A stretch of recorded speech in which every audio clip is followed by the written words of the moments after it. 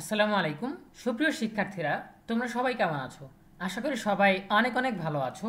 তোমরা সবাই দেখতে পাচ্ছ যে সরকার পরিবর্তন হওয়ার পর নতুন করে আবারও নতুন শিক্ষাক্রম বাতিলের বিষয়ে সবাই সজাগ হচ্ছে। এখন আজকে আমরা আলোচনা করব যে পুরনো শিক্ষাক্রম যদি ফেরত আসে তাহলে সেটা কতটুকু ফলপ্রসূ হবে। শুরু করার আগে সবার কাছে ছোট্ট একটা রিকোয়েস্ট করছি, যারা এখনও আমাদের চ্যানেলটিকে সাবস্ক্রাইব করনি তারা এখনই সাবস্ক্রাইব করে রাখো, তাহলে পরবর্তীতে তোমাদের জন্য প্রয়োজনীয় সকল শিক্ষণীয় আপডেট, সকল পরামর্শ সবার আগে পেয়ে যাবে। তাহলে চলো আমরা আর দেরি না করে সরাসরি মূল টপিকে চলে যাই।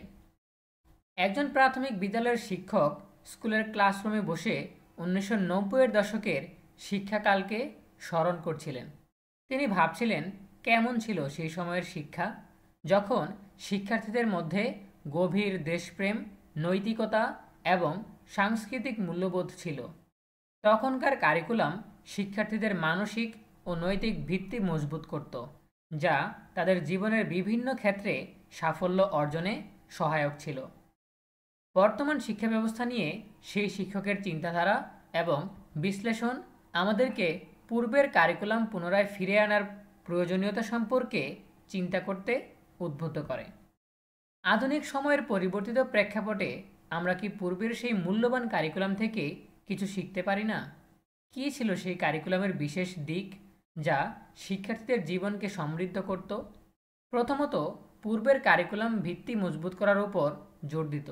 প্রাথমিক এবং মাধ্যমিক স্তরের শিক্ষার্থীরা মজবুত ভিত্তি তৈরি করতে পারত, যা তাদের উচ্চতর শিক্ষায় সফল হতে সাহায্য করত। বর্তমান কারিকুলামে অনেক সময় এই ভিত্তি গড়ে তোলার দিকে সঠিক মনোযোগ দেওয়া হয় না, ফলে শিক্ষার্থীরা উচ্চতর স্তরে গিয়ে বিভিন্ন সমস্যায় পড়ে। দ্বিতীয়ত, পূর্বের কারিকুলামে দেশের সংস্কৃতি, ইতিহাস এবং ঐতিহ্য সম্পর্কে বিস্তারিত পাঠ্য বিষয় ছিল। এটি শিক্ষার্থীদের মধ্যে দেশপ্রেম এবং সাংস্কৃতিক মূল্যবোধ জাগ্রত করত।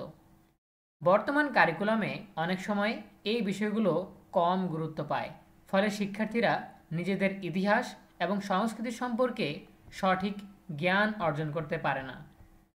তৃতীয়ত, নৈতিক শিক্ষার উপর বিশেষ গুরুত্ব ছিল পূর্বের কারিকুলামে।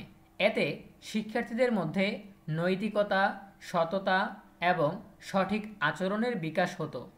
বর্তমান কারিকুলামে নৈতিক শিক্ষার দিকে কম মনোযোগ দেওয়া হয়, ফলে শিক্ষার্থীরা সঠিক এবং ভুলের মধ্যে পার্থক্য করার ক্ষমতা হারিয়ে ফেলে।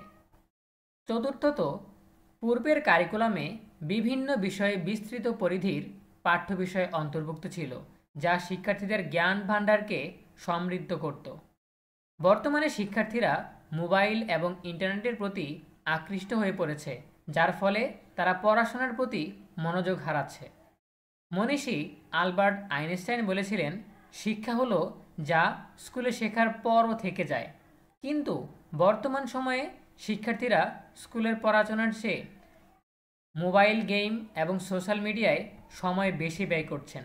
তাছাড়া বর্তমান কারিকুলামে শিক্ষার্থীদের মধ্যে গবেষণার প্রতি আগ্রহ এবং বিশ্লেষণী দক্ষতা বৃদ্ধিতে পর্যাপ্ত সুযোগ নেই। পূর্বের কারিকুলামে গবেষণা এবং বিশ্লেষণমূলক শিক্ষার উপর জোর দেওয়া হতো, যা শিক্ষার্থীদের মধ্যে এই দক্ষতা বৃদ্ধি করতে সহায়ক ছিল। অধিকন্তু মানবিক গুণাবলী এবং সামাজিক মূল্যবোধের উপর পূর্বের কারিকুলামে গুরুত্ব দেওয়া হতো, যা শিক্ষার্থীদের ভালো মানুষ হিসেবে গড়ে তুলতে সাহায্য করত। বর্তমান কারিকুলামে এই বিষয়গুলোতে মনোযোগ কম দেওয়া হয়, ফলে শিক্ষার্থীরা মানবিক গুণাবলী এবং সামাজিক মূল্যবোধ থেকে বঞ্চিত হচ্ছে। বাংলাদেশের নতুন শিক্ষা কারিকুলাম অনেক প্রতিশ্রুতি বহন করলেও বাস্তবায়নের ক্ষেত্রে নানা প্রশ্ন ও বিতর্কের জন্ম দিয়েছে। বিশেষত স্কুল পর্যায়ে শিক্ষার্থীদের জন্য কারিকুলামের কার্যকারিতা নিয়ে নানান মতামত ও সমালোচনা উঠে এসেছে। শিক্ষা ব্যবস্থায় মৌলিক সমস্যাগুলোর সমাধান হচ্ছে না। শিক্ষার্থীরা কেবল পরীক্ষায় পাশের জন্য প্রস্তুত হচ্ছে। এটি দেশের ভবিষ্যৎ প্রজন্মকে প্রতিযোগিতামূলক বিশ্বের জন্য প্রস্তুত করতে ব্যর্থ হচ্ছে। শিক্ষার মান উন্নয়ন, পরীক্ষা পদ্ধতির সংস্কার এবং শিক্ষকদের দক্ষতা বৃদ্ধির মাধ্যমে শিক্ষা ব্যবস্থার প্রকৃত উন্নয়ন সম্ভব। নতুন কারিকুলাম প্রবর্তন সত্ত্বেও শিক্ষার্থীরা মোবাইল এবং ইন্টারনেটের প্রতি আকৃষ্ট হয়ে পড়েছে, যার ফলে তারা পড়াশোনার প্রতি মনোযোগ হারাচ্ছে। প্রশ্নপত্র ফাঁসের ঘটনা শিক্ষার মূল্যবোধকে নষ্ট করছে এবং মেধাবী শিক্ষার্থীদের হতাশ করছে। দীর্ঘ সময়ের পরীক্ষার পরিবর্তে নিয়মিত ছোট আকারের মূল্যায়ন চালু করা এবং পরীক্ষা ব্যবস্থায় কঠোর ডিজিটাল নিরাপত্তা নিশ্চিত করা উচিত। বর্তমান পরিস্থিতি থেকে উত্তরণের জন্য শিক্ষকদের যথাযথ প্রশিক্ষণ প্রদান এবং তাদের দক্ষতা বৃদ্ধির জন্য নিয়মিত কর্মশালা ও সেমিনারের আয়োজন করা প্রয়োজন। পরীক্ষা পদ্ধতি সংস্কার করে বাস্তব জীবনের সমস্যা সমাধানে শিক্ষার্থীদের দক্ষতা মূল্যায়ন করা উচিত।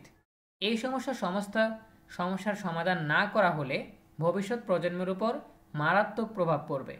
উপসংহারে, বর্তমান শিক্ষা ব্যবস্থার এই সমস্যাগুলো সমাধানের জন্য এবং শিক্ষার্থীদের মধ্যে সঠিক মূল্যবোধ ও দক্ষতা বৃদ্ধির জন্য পূর্বের শিক্ষা কারিকুলাম ফিরিয়ে আনা উচিত। দেশের সার্বিক উন্নয়নের জন্য এটি একটি গুরুত্বপূর্ণ পদক্ষেপ হতে পারে। পূর্বের কারিকুলাম ফিরিয়ে এনে আমরা আমাদের ভবিষ্যৎ প্রজন্মকে একটি শক্তিশালী ভিত্তি, নৈতিকতা এবং সাংস্কৃতিক মূল্যবোধ সম্পর্কে গভীর জ্ঞান প্রদান করতে পারি। আমাদের সকলের সম্মিলিত প্রচেষ্টাই কেবল সম্ভব হবে একটি দক্ষ ও জ্ঞান সমৃদ্ধ প্রজন্ম গড়ে তোলা। এই ছিল আজকের প্রতিবেদন। আজকের প্রতিবেদনটি লিখেছেন সহকারী অধ্যাপক হাবিবুল বাহার কলেজ। ওনার ছবিটা একটু আগে আমরা উপরে দেখেছিলাম, আশা করি তোমরা এখন দেখতে পাচ্ছ। সো এই পাঠ থেকে বা এই প্রতিবেদন থেকে আমরা বুঝতে পারলাম যে নতুন শিক্ষাক্রম শিক্ষার্থীদের জন্য কতটা নেতিবাচক প্রভাব বয়ে আনছে, আর পুরনো শিক্ষাক্রমে যদি আমরা ফেরত যেতে পারি তাহলে সেটা কতটা ফলপ্রসূ হবে। এ বিষয়ে তোমাদের নিজস্ব মতামত জানাতে পারো কমেন্টে। দেখা হবে পরবর্তী আপডেট নিয়ে নতুন কোনো ভিডিওতে। সেই পর্যন্ত তোমরা সবাই ভালো থাকো, সুস্থ থাকো, নিরাপদে থাকো। সকলের জন্য রইল অনেক অনেক শুভকামনা। ধন্যবাদ সবাইকে।